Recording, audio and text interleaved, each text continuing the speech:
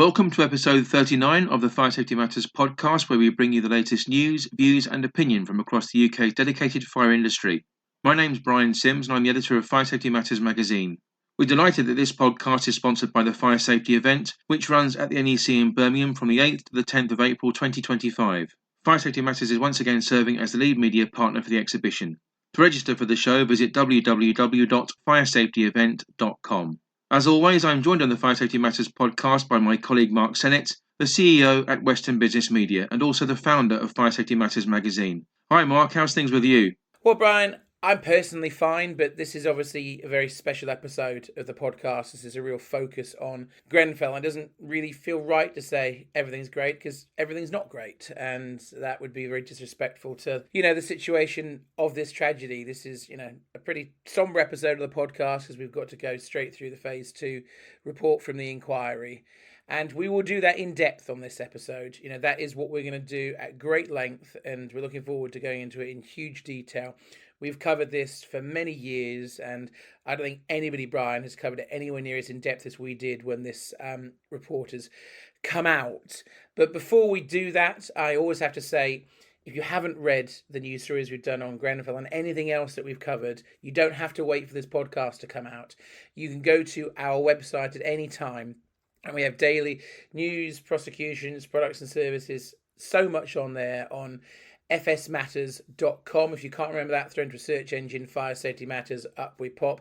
But it's more than just a website for that content. You can see all of our upcoming and past webinars on there as well. You can sign up to our weekly e-newsletter that goes out to 50,000 plus people every Tuesday. And you can see the key news stories sent straight to your inbox from there. You can, as I said, sign up to all our past webinars. You can sign up to get copies of Fire Safety Matters in print or digital format for free as well via the website. So it's all on fsmatters.com, or just do a search engine, Fire Safety Matters. You can follow us on X, you can follow us on LinkedIn, and all of our stories are through there as well. But as I said, this is a bit different, this episode of the podcast. We're delighted to have a couple of guests as usual on here, but we really wanted to spend the news portion of this episode on the stuff that everybody is talking about, which is the Grenfell inquiry, the final report, and the response that has come to that, which has been in such depth. So at this point, I'm going to throw over to you, Brian, to kick us off on this topic. Thank you, Mark. Yes, the Grenfell Tower fire that occurred in London's North Kensington on the 14th of June 2017 and realised the deaths of 72 people was a result of a chain of failures by central government, systematic dishonesty exhibited by companies, and a lack of strategy from the Fire and Rescue Service. These are some of the core conclusions outlined by the Grenfell Tower Inquiry panel within the gargantuan 1,700-page Phase 2 final report. At 11 o'clock on the 4th of September, retired High Court Judge and Public Inquiry Panel Chair Sir Martin Moore-Bick delivered a 45-minute speech in which he criticised central government, construction companies and regulators alike, in addition to putting forward a number of recommendations, including the perceived requirement for an independent construction body, a licensing scheme for contractors working on higher risk buildings, and a detailed inspection of the London Fire Brigade alongside the formation of a College of Fire and Rescue, and necessary changes to be made to the way in which materials are tested for fire safety prior to installation. According to the Grenfell Tower Inquiry panel, the coalition and Conservative governments, and I quote, ignored, delayed or disregarded concerns about the safety of industry practices, which were first brought to light back in the early 1990s, and specifically so through the Knowsley Heights fire in Huyton on Merseyside, where the exterior cladding was found to have played a role in fire spread at the 11-storey building. Also, and again according to the inquiry panel, the local council, i.e. the Royal Borough of Kensington and Chelsea, and the tenant management organisation exhibited, and I quote, a persistent indifference to fire safety, particularly so the safety of vulnerable people. Speaking in the wake of the report's publication, Sir Martin Moore-Bick stressed that not all of the named organisations and companies bear the same degree of responsibility for the disaster, but he did observe that the report shows that they all contributed in one way or another, quote unquote, to the tragedy, attributing most of the failings to incompetence and others to dishonesty and greed. Victims of the Grenfell Tower tragedy included men, women and children ranging in age from an unborn baby right through to an 84-year-old woman. Initially, the blaze broke out in a fourth-floor flat in the early hours of the morning on the 14th of June 2017. A distress call was made to the London Fire Brigade just prior to 1 o'clock in the morning. Around 30 minutes later, Horrific scenes witnessed the flames reaching right up to the top floor of the 24-storey tower block. Sir Martin Moore-Bick said, "The simple truth is that the deaths occurred were all avoidable.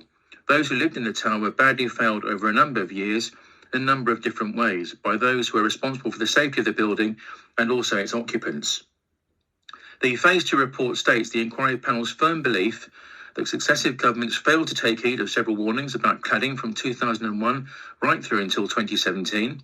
In fact, the government marked the materials used in the cladding for the Grenfell refurbishment as being safe based on the Class 0 rating, despite the knowledge that this wasn't an appropriate standard for judging given materials' fire safety.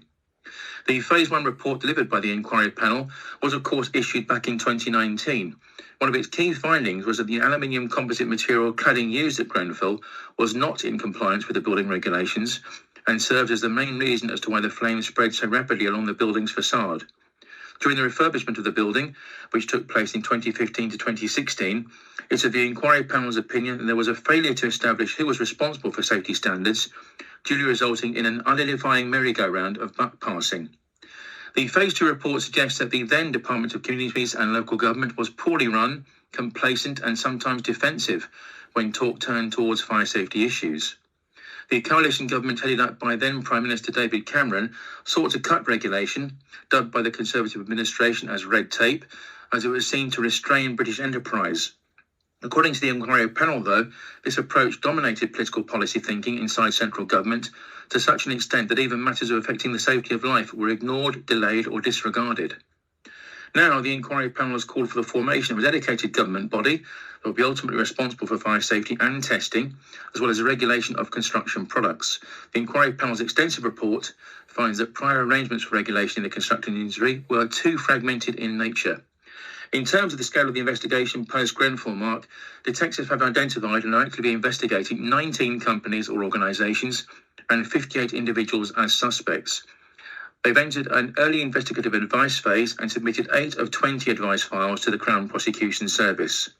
Further, detectives have interviewed, under caution, upwards of 50 suspects for a total of more than 300 hours. They spent more than a year forensically examining Grenfell Tower, painstakingly removing its exterior piece by piece. They've actually collated more than 27,000 exhibits, which are now held in a 635 square metre warehouse. Those exhibits include pieces of cladding, insulation, doors, windows and other elements of the building. Our report on the website goes into even greater detail on this, Mark, so please do make a point of accessing fsmatters.com and click on the news tab. So what are your thoughts on this one, Mark? Lots to digest there. A lot to digest, Brian. It's taken so long for this inquiry to conclude. Too long, many will say. This tragedy obviously happened back in June of 2017. I mean, I remember the incident happening and I remember travelling down for work 3 days later and I hadn't truly appreciated where Grenfell Tower was. I was driving down the Westway A40 down there en route to Firex, I think, Brian, actually, where you and I would have seen each other. And I saw it. Burnt down 3 days afterwards, still smouldering effectively then, if I remember correctly. And it hit me that that was a building that I went through and past every working day for about 8 years when I worked at a different company. And it really hit home to me seeing it effectively a couple of days after and just the devastating effect of what's been there. This is a true tragedy. And I remember talking to people like Russ Timpson before it had happened, and he said, we haven't learned the lessons of Lacknell House. Another major instance, it will take a major tragedy, unfortunately, in the UK to take lessons to take this forwards. And then, unfortunately, obviously, Grenfell tragedy did happen, and 72 people lost their lives. And we can only hope that lessons will be learnt following this. I mean, there is some... The key findings you highlighted there was, as this inquiry is saying in the report, a chain of failures by central government, systemic dishonesty from a number of companies involved, and a lack of strategy by the Fire and Rescue Service. Now, obviously, we've done the best that we can do to go over 1,700 pages, Brian, in your coverage. And you can also see an interview in there, a video interview with Martin Moore-Bick on there. And I think there's a couple of things that I would say. Obviously, I'm relieved that this has come out. There's a lot still to digest. We're going to go on in a moment to the extensive industry feedback that you've had. a thing a bit left field that I saw in there was, and them saying in the report there needs to be a college of fire and rescue service. We already have one, which is a site I worked on for years, to be honest, when I was at the Fire Protection Association, the Fire Service College in Morning Marsh. I'm not quite sure what the report means by this.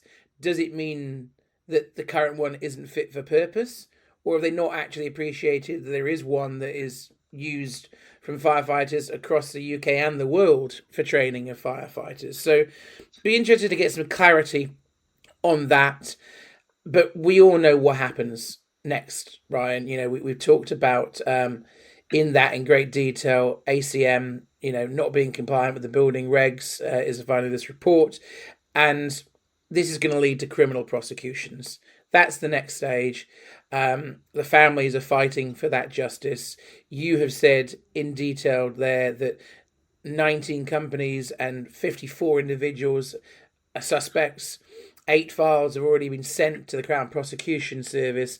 That's what's next for Grenfell. We can't comment on that, obviously, but I do believe there will be extensive prosecutions to do with this. And, it goes back to when things like corporate manslaughter introduced. People will want justice for the tragedy and a huge loss of life and the extensive mistakes across such a wide spread of reasons for the failures here. So, yeah, it's been a very comprehensive report. It's taken too long to come out, in my opinion, and it will be interesting to see the ramifications of that, Brian. And I think at this point, I'd like to start trying to get some industry feedback, which, being honest, is probably far more relevant than my personal feedback on this. And we've both got lots and lots of feedback from the sector. There's articles throughout the Fire Safety Matters website showing feedback. So we're going to go back and forth between Brian and I now with some feedbacks from different key stakeholders in the sector. And I'm going to start off with the Fire Sector Federation. And they did send a statement to Fire Safety Matters. And the FSF commented that they welcomed the publication of the Grenfell Tower Inquiry Phase 2 report, which is another significant milestone on the journey towards creating the best practice standards of fire safety in our society. We continue to bear a heavy responsibility to the victims and their families. The lessons of the tragedy on the 14th of June 2017 are learned and lead to meaningful change that will honour the victim's memory. Something I've just touched on a moment ago, Brian, that I completely support. FSF statement concluded to us that said, we will now take some time to work through the report and its recommendations with our members and translate the findings of the document into actions that will make our society safer by developing policy to prevent a tragedy like this from ever being repeated. And before I throw it back to you, Brian, I just hark back to those words that Russ Timpson said to me about needing to be another major tragedy, unfortunately, to see key change. Well, I hope to God that this tragedy here, we don't lead to any more similar tragedies like it ever again. We need to learn the lessons now, Brian. So I'll throw to you for the next bit of feedback we've had from the sector. Thank you, Mark. Yes, this one comes from the Association for Specialist Fire Protection. We actually received this statement quite late last night, Mark. They convey the sincere condolences to the families of those who lost their lives in the Grenfell Tower fire and to all those who were affected by this wholly avoidable tragedy. The ASFP also welcomes the recommendations of the final report of the Grenfell Tower Public Inquiry and points to the, and I quote, comprehensive, concise and hard-hitting findings. The ASFP goes on to state, any one of the numerous points of failure in the system of regulators, manufacturers, designers, contractors, approvals bodies, etc., would be a huge issue and worthy of investigation in its own right. To read them all laid down together in the report's overview is a sobering reminder of the incompetence, dishonesty, denial and latterly fear of responsibility that's common in certain sectors of the construction industry. The report is a difficult read, but one from which we must all learn. The ASFP approves the acknowledgement that approved document B was deficient in its guidance in relation to combustible materials on external walls and the continued use of small-scale reaction to fire tests, which, as Sir Martin Moore-Bick accurately pointed out, is unsuited to evaluating external fire conditions. The ASFP also wholeheartedly welcomes the recommendations that responsibility for fire safety of buildings should be brought together under one regulator, and also endorses the recommendation for a national regulator for construction products mark. Further, the ASFP agrees with the recommendation that a system of mandatory accreditation of fire risk assessors must be introduced, observing that this is long overdue. Mark, back to you now for the next comment.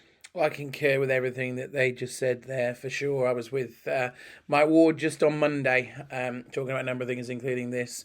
So the next bit of feedback we had was a statement from the Institution of Fire Engineers, IFE for short, who most of you will know them as.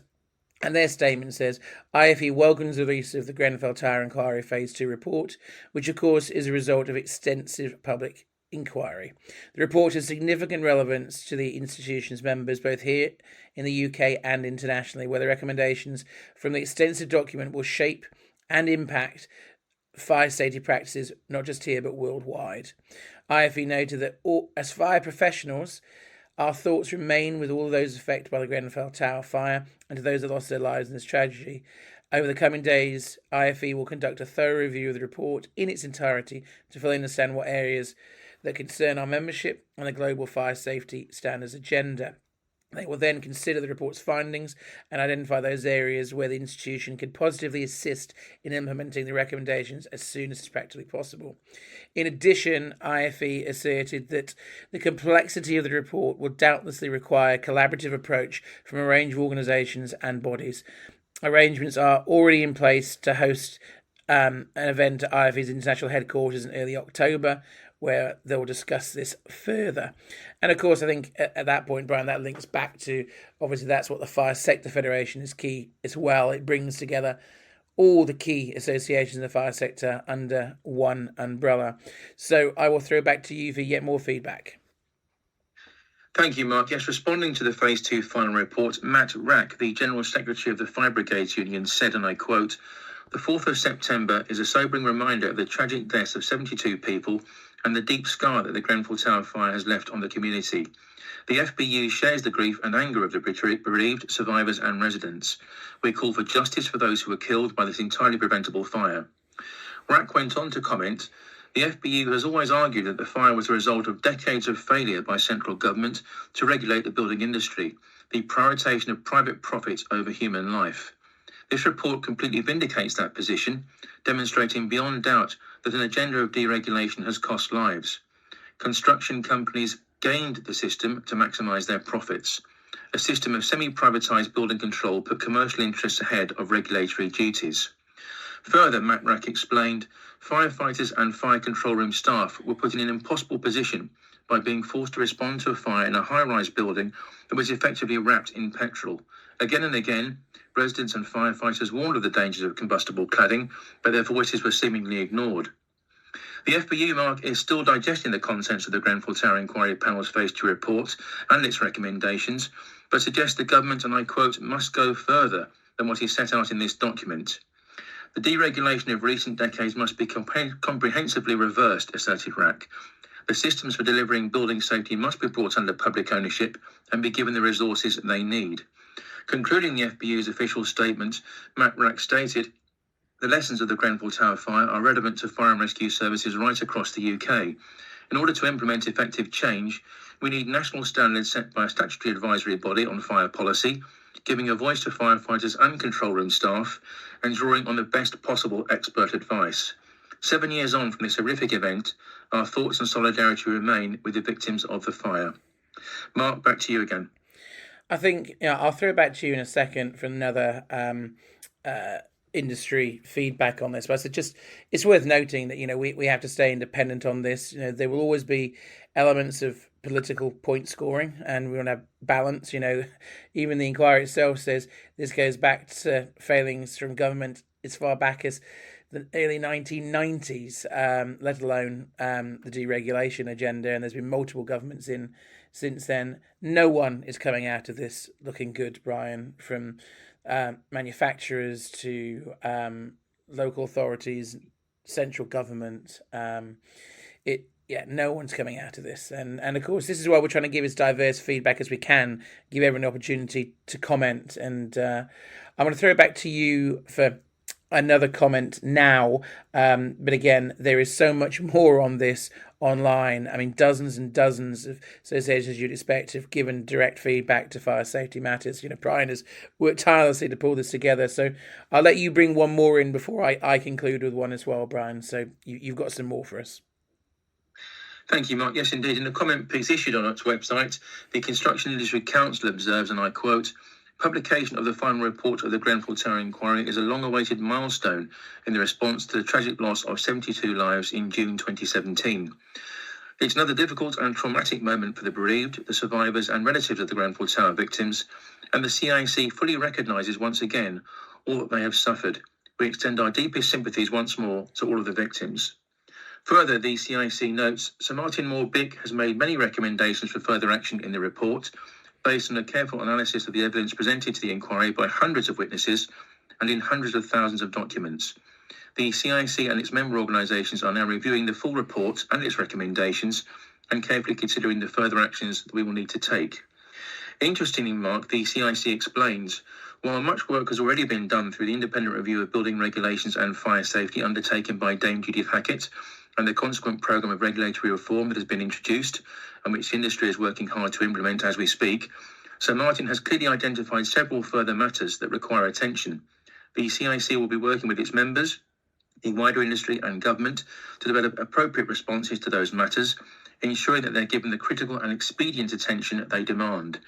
In addition, the CIC highlights, and again I quote, "It will take time to give the thought and consideration that the report requires and for the action that's needed to address the various recommendations Sir Martin has brought forward. It's essential that government and the construction sector recognise the findings he has reported and that we learn the lessons and continue to respond in order to create an industry and a culture where safety, competence and compliance with the law is an absolute priority.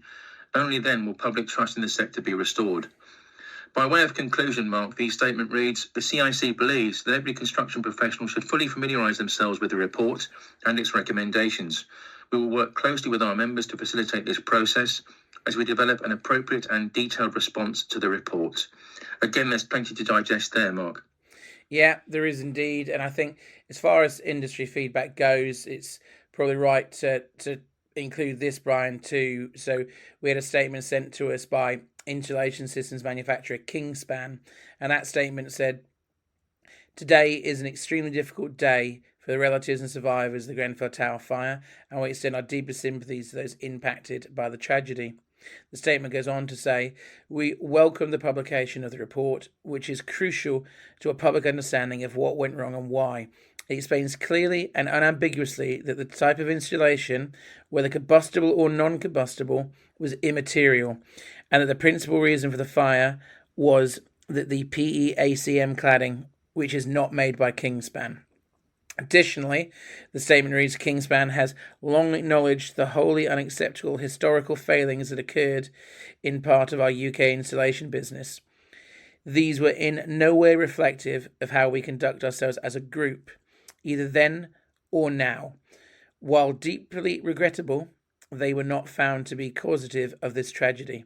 In conclusion, the statement says, "Kingspan has already emphatically addressed these issues, including the implementation of extensive and externally verified measures to ensure our conduct and compliance standards are world-leading.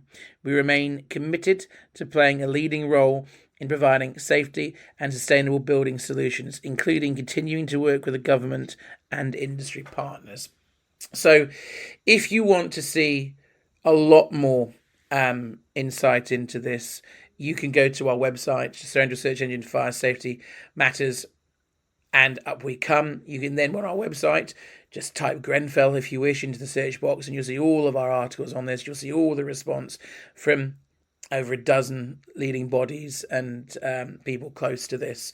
So I'd strongly urge you to go to the website. Brian, you did a great job of covering this, and we really wanted to do the main part of the news of this episode dedicated to this because it's as big a news as we could possibly cover.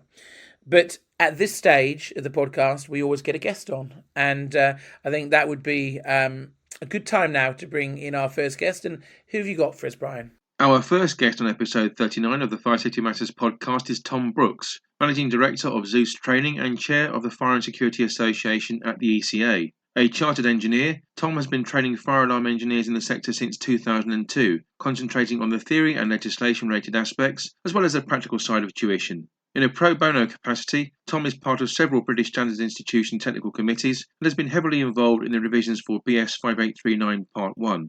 His PhD was focused squarely on professional recognition for fire alarm engineers, a subject about which he's extremely passionate.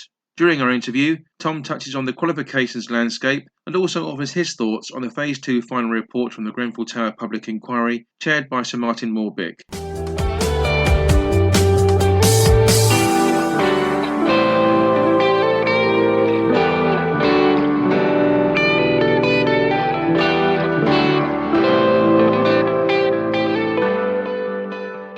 Thank you very much indeed for joining us on the podcast, Tom. Your business is focused on the very important task of training fire alarm engineers. How did that become your topic of interest?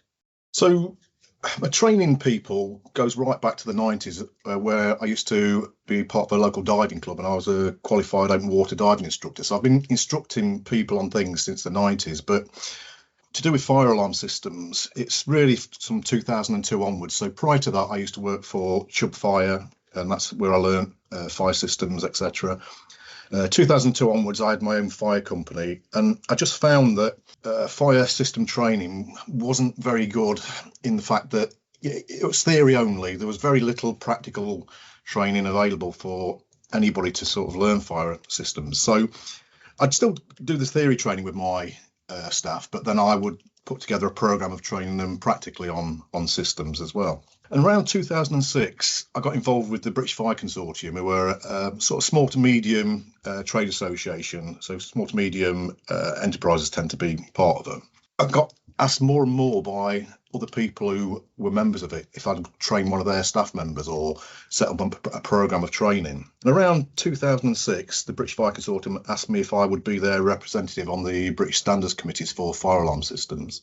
So it was sort of like a sort of build up to getting more and more involved in fire alarm systems at a more technical level. And around 2011-ish, City and Guilds asked me if I would take part in creating the 1853 MVQ, which was a security and fire one. Obviously, my part was just the fire systems side of it. And this sort of plodded along with me being part of the British Standards, also being the chairman of the Fire and Security Association, which is part of the electrical contractors. And around 2016, the British Fire Consortium asked me if I would take over doing all their fire alarm training for the Trade Association. Up till then, their training had only been theory only. So what I'd said to them is, yeah, I'm happy to do that on one condition, that you allow me to do practical training with any students or candidates that come along. Fortunately, the president of the British Fire Consortium, a guy called Graham Newman, he backed me 100% on it, and he was really keen to get more practical hands-on training, which historically they used to do a lot of fire extinguisher training.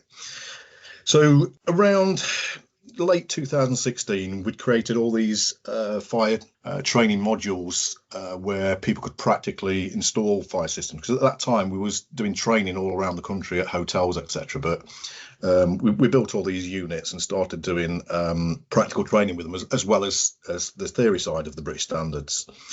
It sort of evolved from there. We plodded along for a while doing that, and eventually we did open up our own training rooms at our warehouse in Lincoln, because the needs just grew and grew and grew, and the more people found out we were doing practical training with the British Fire Consortium, that's how it grew. So that's where I sort of started with the fire alarm training. And why did you decide to develop the qualifications in tandem with EAL, Tom? So again, around 2017, we was looking around to see what qualifications were available. And again, there was nothing practically for candidates to take part in. So at that point, I got in touch with EAL, which is the awarding body. They do a lot of electrical qualifications and trades qualifications. And I pretty much just phoned them up one day and said, I want to create a fire alarm exam that's fit for purpose. And they agreed, strangely enough. And so that's where we started the first qualification, which is based around BS 5839 Part 1. We launched it sort of 2018 by the time we'd finished getting it through approvals, etc. And it actually won qualification of the year in 2019, and that was against all qualifications, not just fire qualifications. That was anything that's offered Ofqual approved, basically. So to get that in the first time we'd sort of put a qualification together was amazing. And I can't take all the credit for it, because there's a guy at EAL I work with quite a lot, a guy called Kevin Sparrow, and he's phenomenal at creating exams. He took my ideas and created what we wanted with EAL. As things have moved on, there's obviously been a bigger need for more and more qualifications. So we've launched a Part 6 qualification, so that's more domestic detectors, and that's going really well. So that's really how I got involved with the EAL. It was just, I didn't think there was something right for the people who came to us. So we just created that with EAL, and I've worked with them constantly since. And can you explain precisely what the new experienced worker qualification is all about and what it looks like for us, Tom? Again, working alongside ECS, who do the electrotechnical cards, we found out that there was, with the changes coming in, that the Construction Council, I think it was, wanted their gold cards or their technician cards to be backed up by proper qualifications. I looked into the cards, and there was no way really for an experienced worker to gain one of these gold cards or technician card, because it was sort of built around apprenticeships where people, if they've done a 3-year apprenticeship, the fire apprenticeship now, they can, at the end of it, they can get a technician card. But somebody who's been in industry for a long time, prior to really sort of 2017, there was no qualifications really for a fire system engineer. So working again with EAL, at the time they have an MVQ diploma in providing electronic fire and security, and working with ECS, EAL, we developed these experienced worker route. So somebody who's got at least 5 years experience in fire alarm systems, but that cannot do an apprenticeship. He's got a mortgage to pay, or he just can't take that time out. We can do it via an MVQ and a portfolio based scheme where we give them a log onto our portal, and they upload practical evidence of them installing systems, maintaining systems, the design of them, etc. And then and eventually once we're happy with what they've sent in, like video clips, we then go and do a full audit, a day audit at one of their sites they're working on, and just check that they are up to an MVQ level 3 level. Assuming they pass that, they then get the full level 3 MVQ qualification backed by EAL, but that qualification allows them then to apply to ECS for the gold technician card. And currently there's only 2 routes into experienced workers getting it, which is BPEC doing an endpoint assessment and the EAL MVQ. That's the only way they can get in, unless somebody wants to go and do an MVQ somewhere, an apprenticeship somewhere. So it was really, I just felt experienced workers were being disadvantaged, I suppose is the word, where a young guy, he's been to college, he's done his apprenticeship, he comes out of there, and all of a sudden he's more qualified than the chap that's actually trained him. And I just thought we need to sort of level the playing field there. And so far, the experienced worker route is going really well, with getting people signing up on a daily basis.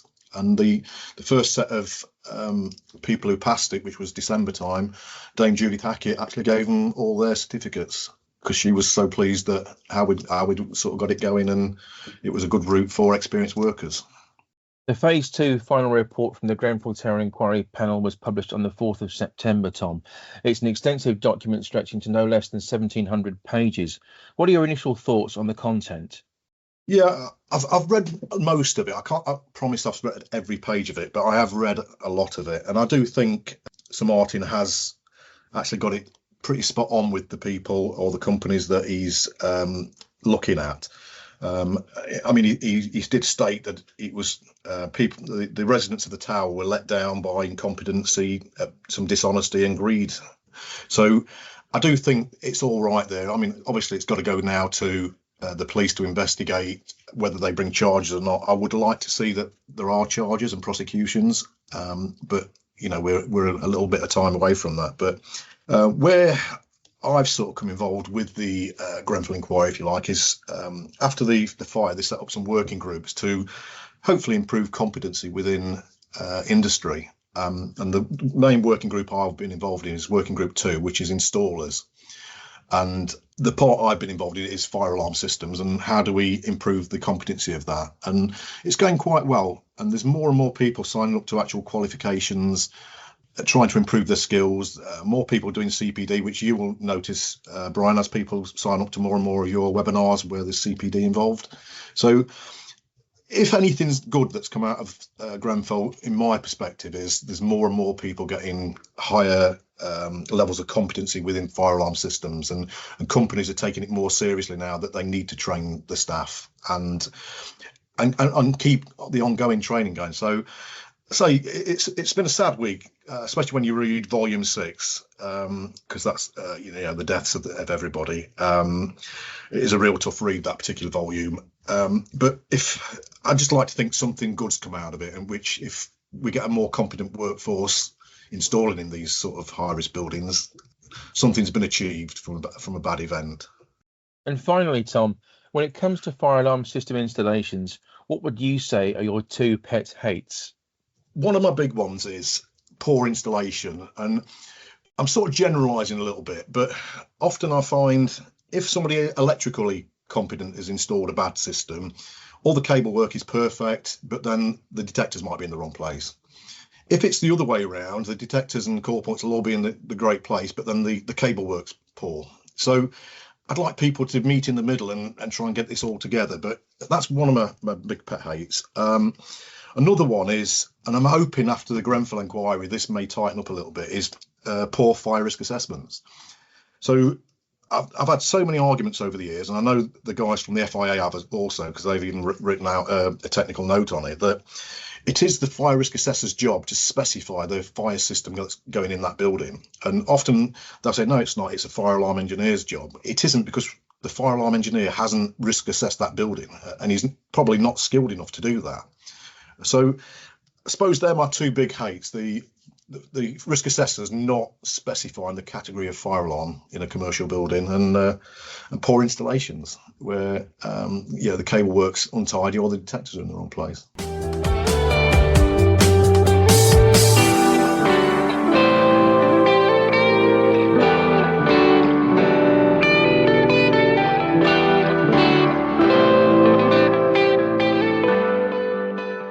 Well, thanks to Tom Brookes for being our guest on this episode of the podcast. We do have one more still to come after this next segment of the news, and we return to the news. And before we do so, as I always say, you can go to our website at any time to see all the latest news, prosecutions, products and services. Just go to fsmatters.com or throw into a search engine Fire Safety Matters, or you can, of course, sign up to our weekly newsletter or follow us on X or on LinkedIn, and up we come on the Fire Safety Matters handles there. So looking at what I want to talk about next, we've actually launched something really important to us in the last few days. FSM has launched a State of the UK Fire Safety Market Survey. Now, we're looking for all of you listening to take part in this, please. We've already had hundreds of responses, which we're delighted about, but we really want to do a proper analysis of such wide-ranging parts of the fire safety market. And I'll tell you why, because we're going to analyse the results of this, publish the results of this, and get actual external analysis on the answers from some key industry figures.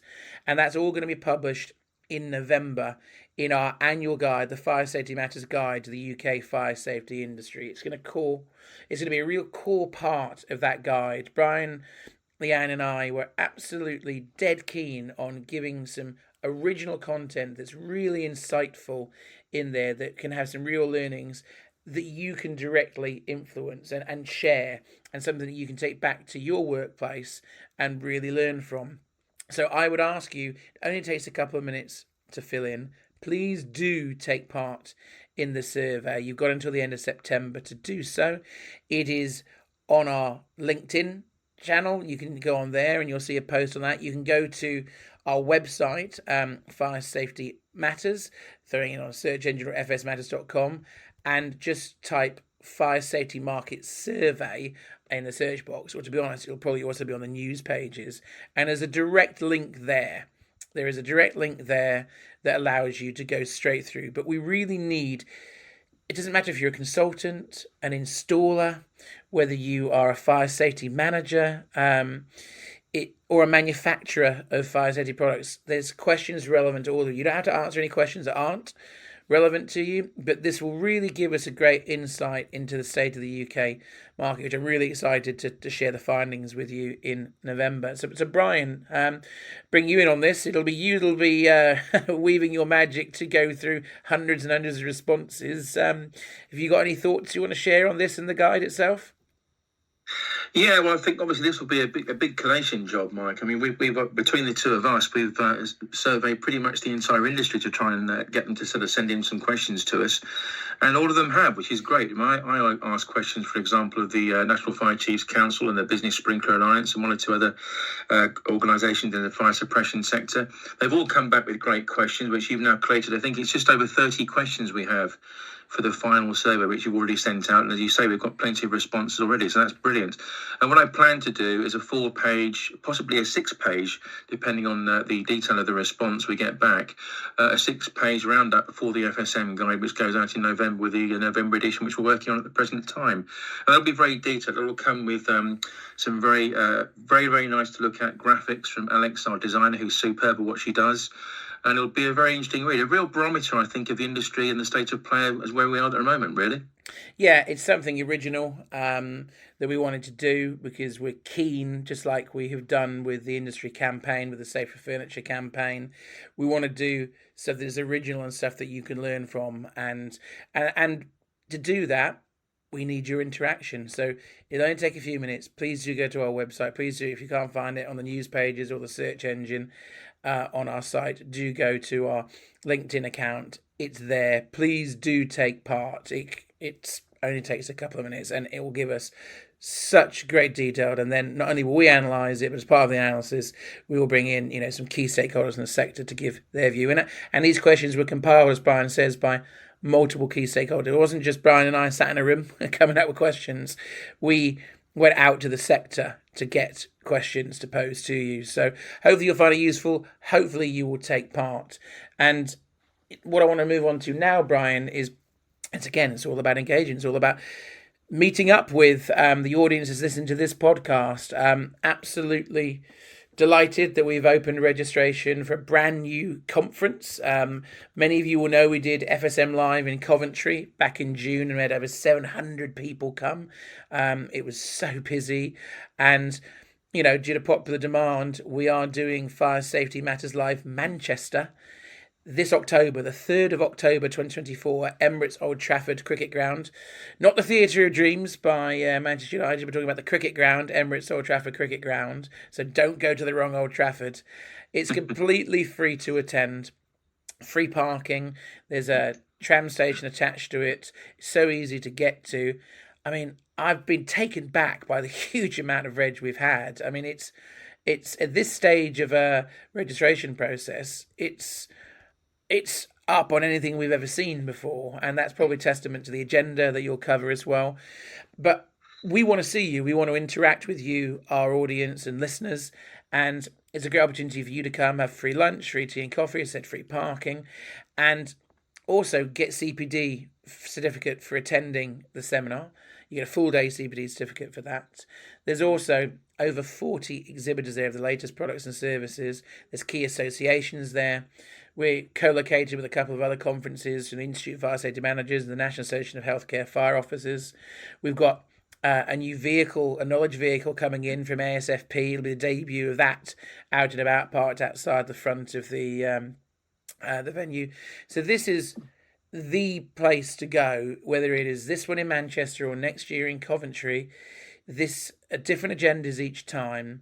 But if you want to go for really engaging content, this is the place to go. You want to see all the latest products and services in one place.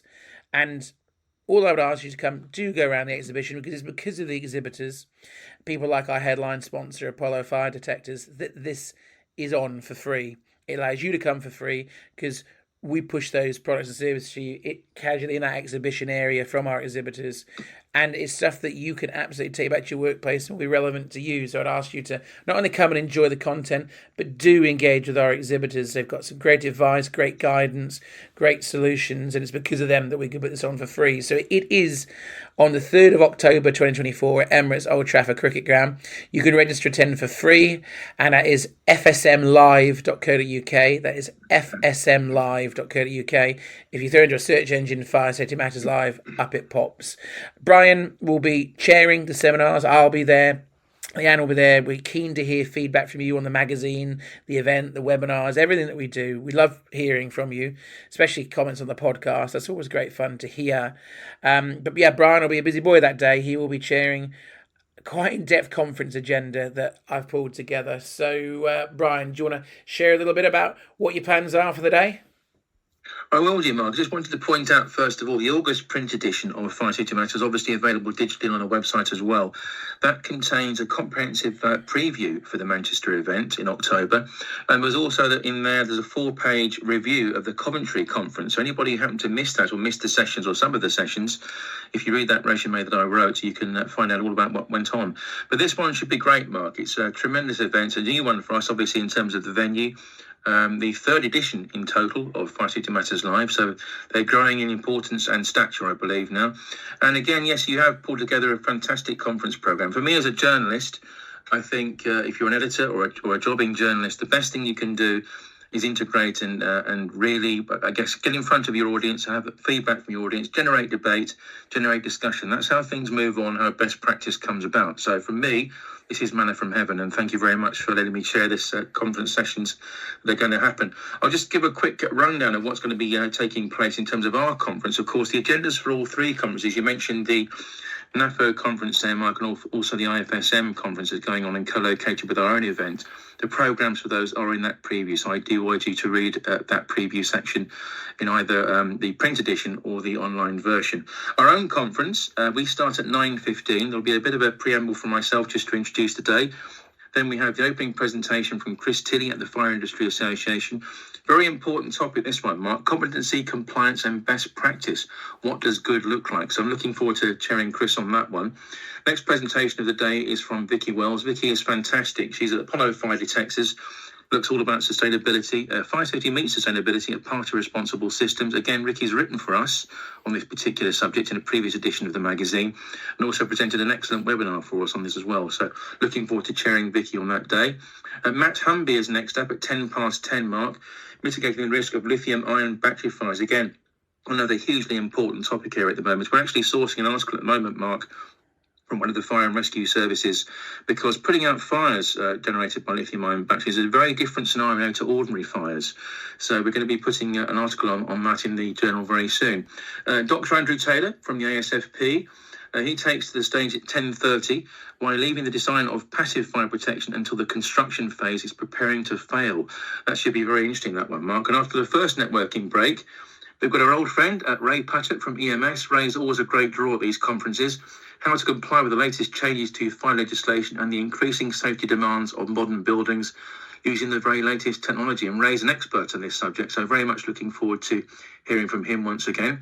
11:45, that's Michael Croxford from Siderise, the Building Safety Act 2022, Fire Safety and Project Accountability. So again, another cracking subject there, Mark, and very, very much topical at the moment. This is an interesting one. The next one is at 12:10. It's from Dr. Karthik Govarthanam from Firefly, and it's Decoding Roof Voids, a quick summary of passive fire protection requirements in roof spaces. This is a new topic for us, Mark, and I must let you know we've got an article coming up on this very subject very, very soon. Just before lunch, we've got Andy Speaker, our old friend from ACO, Stay Smarter, Stay Safer, Advantages of a Connected Home Solution. And he's always a great speaker at our conferences, and we're very welcome to have him back again. Just after lunch, we've got Christopher Dunn from FFE, Open Area Protection, which is the best option. That's at 2:00. We have another networking break at just before 2:30, and then the last session of the day is quite a lengthy one, Mark. It starts at 2:45 and finishes around about 4:15. And it's Warren Spencer, our regular guest on the podcast from Blackhurst by Solicitors, the person who's prosecuted most cases under the Regulatory Reform Fire Safety Order 2005. And Warren's hosting a mock trial for us. That should be extremely interesting. Brian, those mock trials that I put on with Warren are always the most popular thing that we ever do. Warren has managed in the past to coerce me into being the prosecuted party in 3 of them. He's defended me in 2, and he has been the prosecutor against me in another. I think it's that way around currently, and they're all different. They're actually based on real life prosecutions.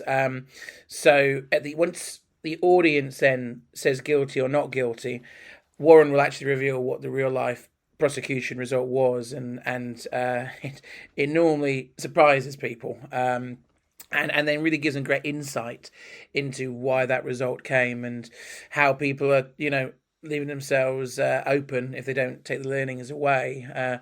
My record is acquitted twice, Brian. I'm twice a freed man and once a jailed man on these. I have great fun with these with Warren. I don't believe I'm going to be the prosecuted party on this one, but it wouldn't surprise me if he ropes me into it at the last minute. But if there's any session to go to, we give this proper time. There is no one better placed than Warren Spencer to talk about it. No one has prosecuted more cases under the fire safety order than Warren. And, we love having Warren on this podcast. He'll be back on again soon. And, this is very close to where his business is. Blackhurst Bud is based in Blackpool. So this is on his doorstep. So this is something that we haven't done for a couple of years now, and wanted to bring it back. So please do come along, and I suspect that will be the busiest session of the day. Completely free to attend, but places to... Well, the way things are going, I'm going to have to close registration very soon because of people that have already registered. So it's fsmlive.co.uk, register for free. If you can't remember that, Fire Safety Matters Live. It takes place on the 3rd of October at Emirates Old Trafford Cricket Ground. So, as always, I'll just conclude here by saying you can see all the latest news, prosecutions, products and services on our website, fsmatters.com, or throw into a search engine Fire Safety Matters. You can go there to sign up to get our weekly e-newsletter. You can go there to see all of our past webinars or register for our upcoming webinars. And you can also sign up to get copies of the magazine free. Do follow us on X and LinkedIn. Please do give us feedback on this podcast using the hashtag FSM podcast. And at this point, I'm delighted to say that we go to our final guest of the episode. And who have you got for us, Brian? Our second guest last appeared on episode 34 of the Fire Safety Matters podcast. It's Derrick Hall, the Sales and Marketing Director at Kentec Electronics. Derrick joined Kentec back in late 2018, armed with 20 years' experience of operating in the fire detection and fire alarms arena. Commendably, his career underscores a steadfast commitment to innovation and excellence in the fire safety industry, underpinned by a fervent passion for saving lives and safeguarding property. Having spoken about the Solihull Community Housing Project on episode 34, Derrick now turns his attentions towards fire alarm control panel redundancy, the standards landscape, and also the ongoing issue of false fire alarms.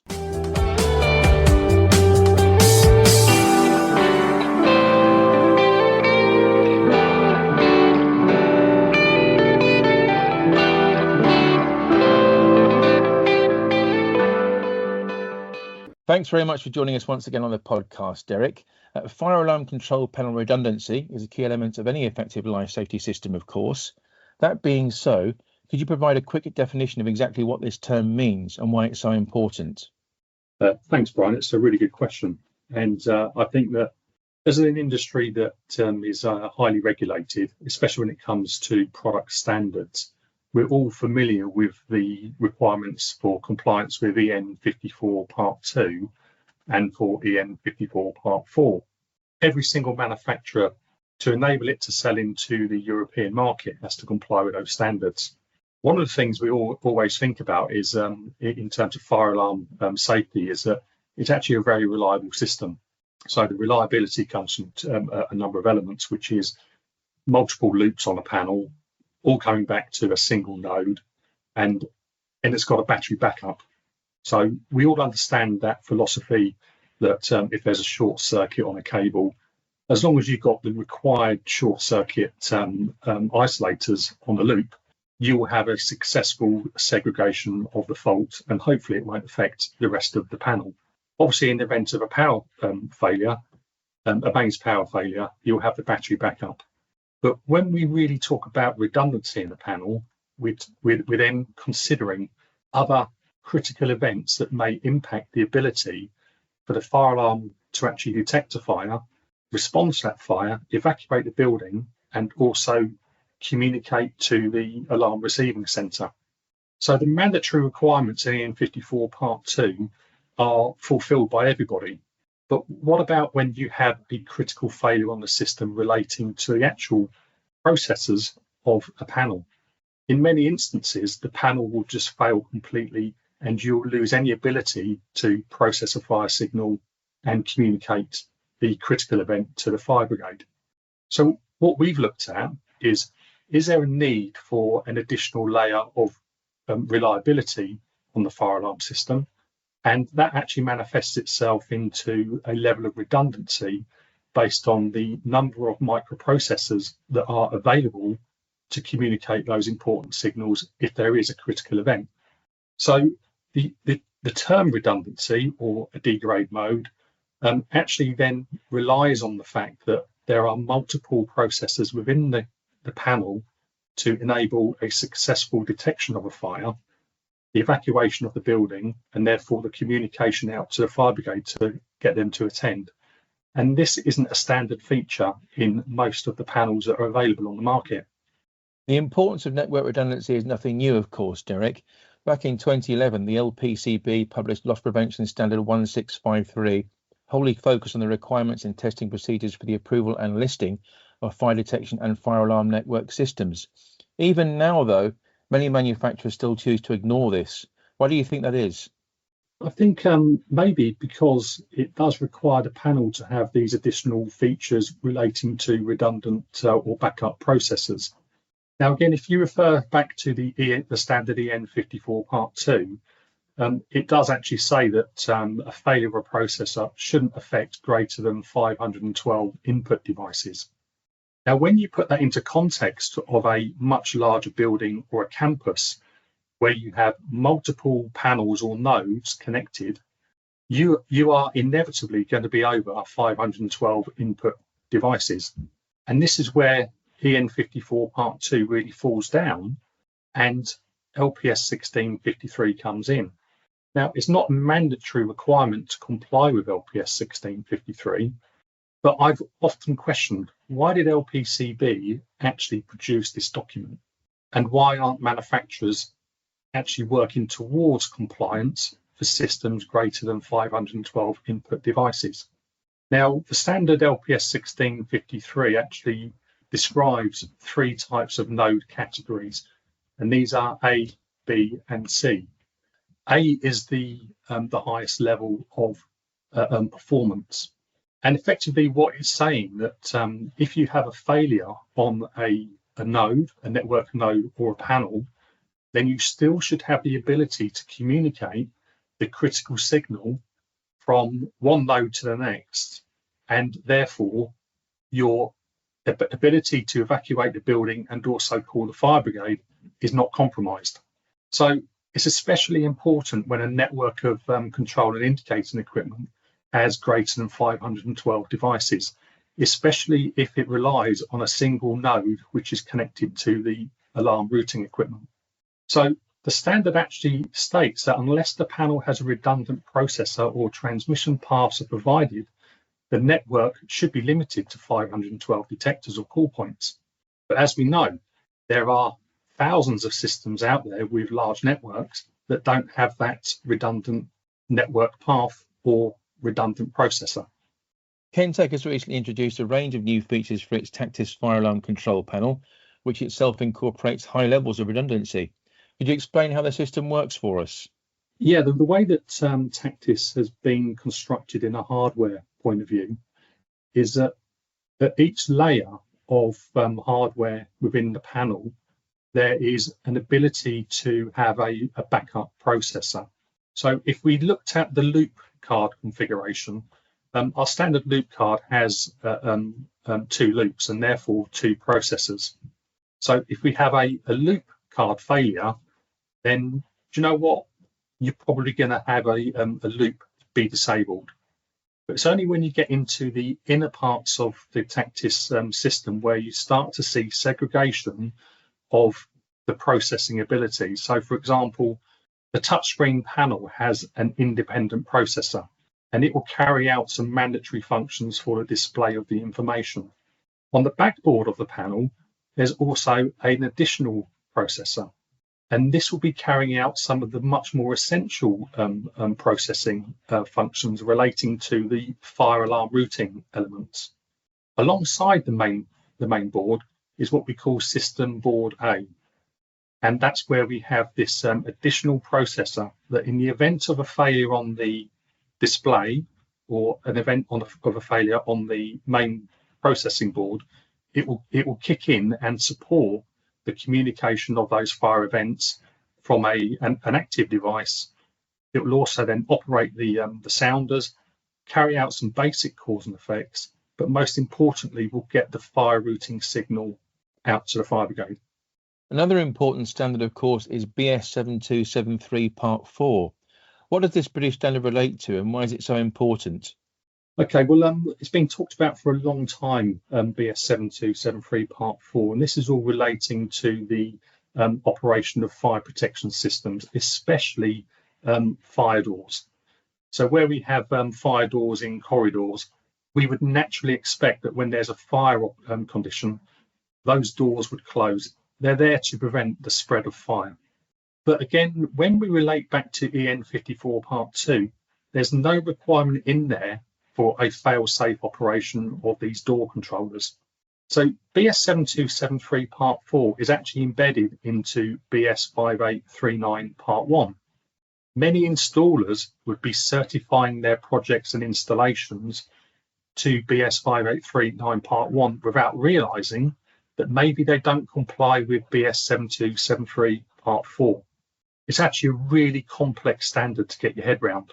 And it's the reason why Kentec has been trying to simplify it by making sure that the panel and the system actually will comply with the highest level of failure condition. So the Category A part of the standard requires that in a number of fail-safe events, the door mechanism will either close or open depending on the cause and effect strategy. So, for example, if you have secure doors, if the fire alarm system were to fail, surely you'd want that door to open. Otherwise, you could potentially lock people in the building. So there's a couple of angles to this, really. It's about what you want the system to do in the event of a major panel failure or a processor failure. Now, a lot of the standard fail-safe conditions could be addressed quite simply just from some cause and effect logic which is available in the panel. But the ultimate goal is that if your panel completely fails or you lose the ability to process signals to the outputs, then hopefully you'd expect something to happen, but this isn't the case. It's why Tactis, with its redundant processing capability, enables us to fully comply with that really onerous standard. And the Kentec Tactis panel is fully compliant with BS 7273 Part 4. How does this solution meet the necessary stipulations, Derrick? The mandatory fault conditions are relating to open and short circuits, battery failures, power supply failures, earth faults. Even if you remove a detector from a corridor which is associated with the effect of door closing, that should also make sure that the door closes effectively and safely. Even if you go into the panel configuration and isolate a device, effectively you've taken away that door's ability to respond to a local fire condition. So again, that's another one of the fail-safe mechanisms. As I said, the most difficult one for most manufacturers to comply with is when you lose the processing ability from the panel. And this is where Tactis, with its distributed intelligence within different parts of the processors, it knows what to do in any of those failure conditions. But it's not just the panel that has to do a part of this logic, it's also the input-output device on the loop. And within our system, the panel knows that it's lost communication with the device. The input-output device will then fail safe. So what you've got is the ultimate layer of protection for any fail-safe condition.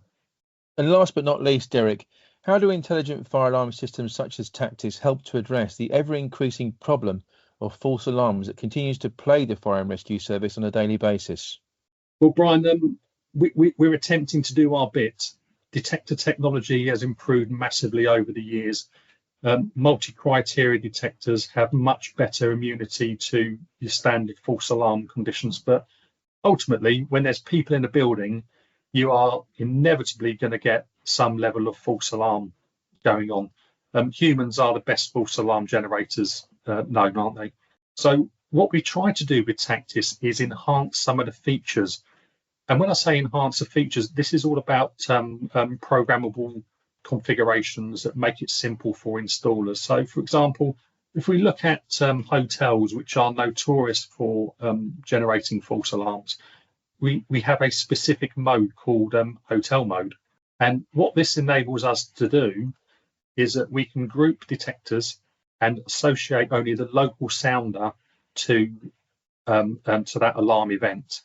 What this then does automatically within the system is then give the detector the opportunity to review the environment again, and if there is another fire signal on the same device, it can then start to cascade that cause and effect and that evacuation of the building.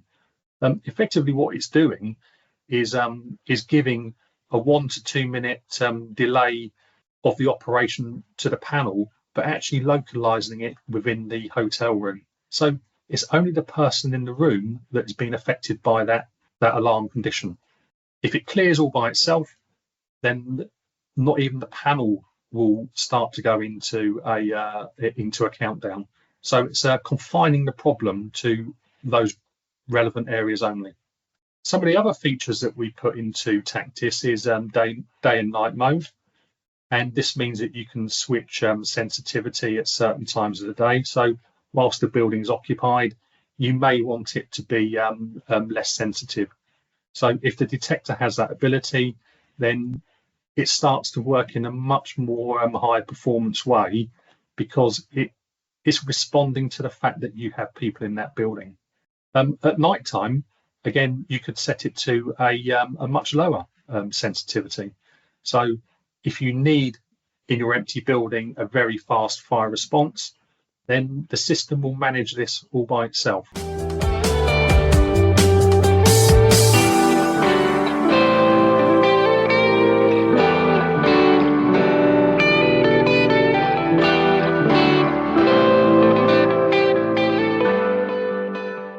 That brings us to the end of episode 39 of the Fire Safety Matters podcast. Many thanks indeed to our special guests on this edition, namely Tom Brookes from Zzeus Training and Derrick Hall of Kentec Electronics. You can read more on the issues raised in this edition of the podcast and others by visiting the Fire Safety Matters website. The web address you need to access is www.fsmatters.com. We do hope you've enjoyed the content delivered in the podcast and found it informative. Please do contact us if there are any particular themes or issues you would like us to explore on upcoming editions.